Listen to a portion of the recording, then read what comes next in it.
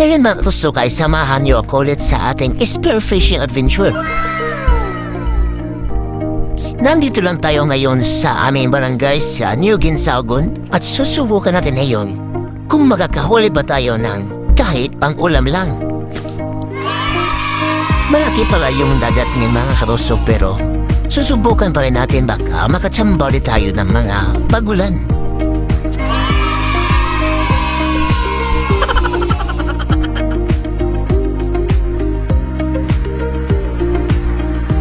Ayan, maghahanda muna kami ng aming mga kagamitan.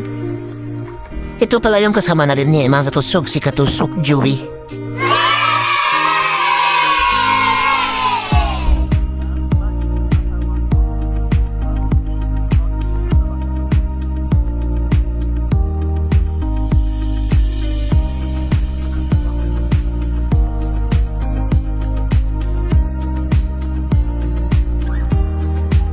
At ayan, nakahanda na kami.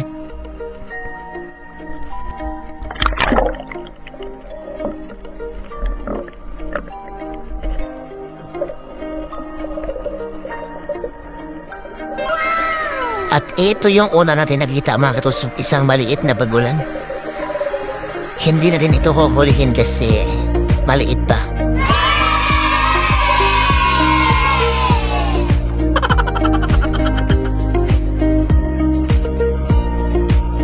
Ito yung huhulihin natin, isang malaking bagulan.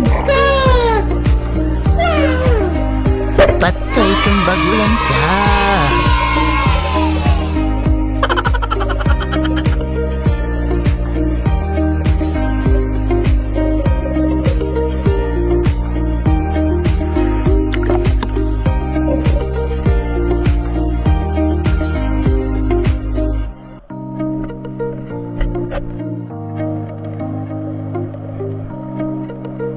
Ito, isang katambak.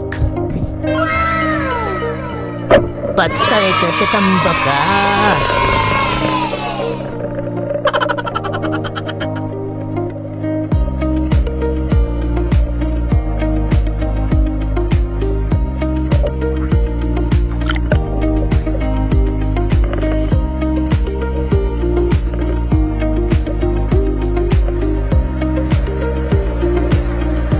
Eto pa, isang katambak ulit.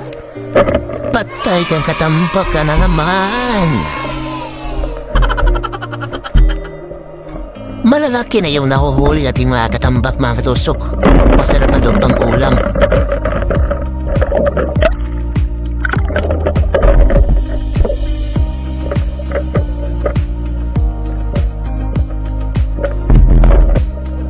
Susubukan natin sumilip sa mga malalaking bato kung meron ba tayong makikita nagtatago mga isda.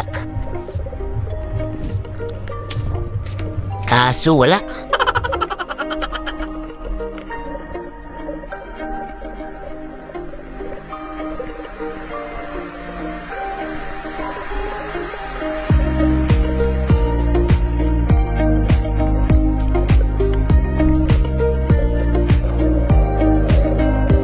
Ito yung nakita natin mga kalusok, isang grupo ng mga isda. Di ko alam kung anong tawag ng isdang ito. Pero ang ganda nila tingnan. Napakarami nila.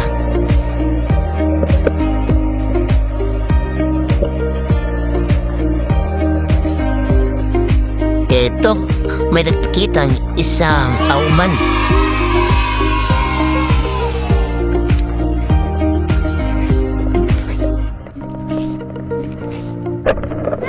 Patay kang auman ka. Oh, no. Naku, nakatakas pa. Ito ang hindi natin patatakasin. Isang danggit. Patay kang danggit ka.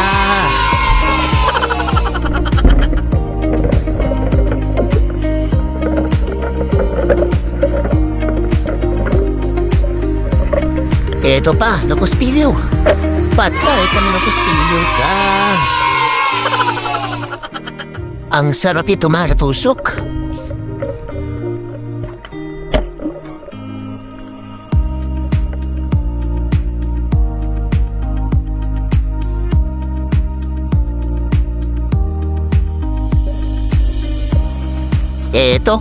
katambak ulit.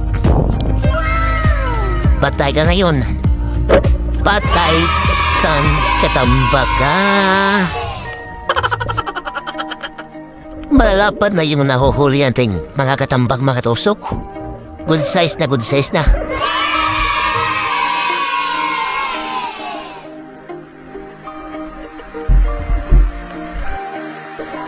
Ito yung huli nating tutusukin. Isang katambak ulit. Patay kang katambak ka.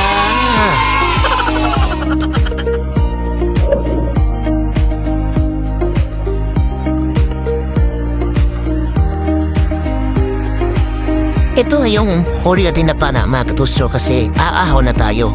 Sapat na yung huli natin para sa ating pan-ulam.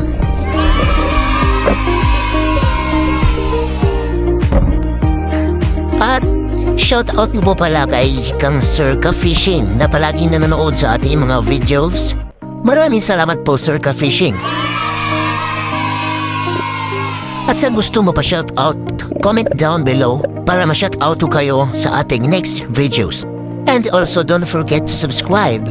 Hit the notification bell para maging updated kayo sa ating mga new uploads. Maraming salamat sa panonood.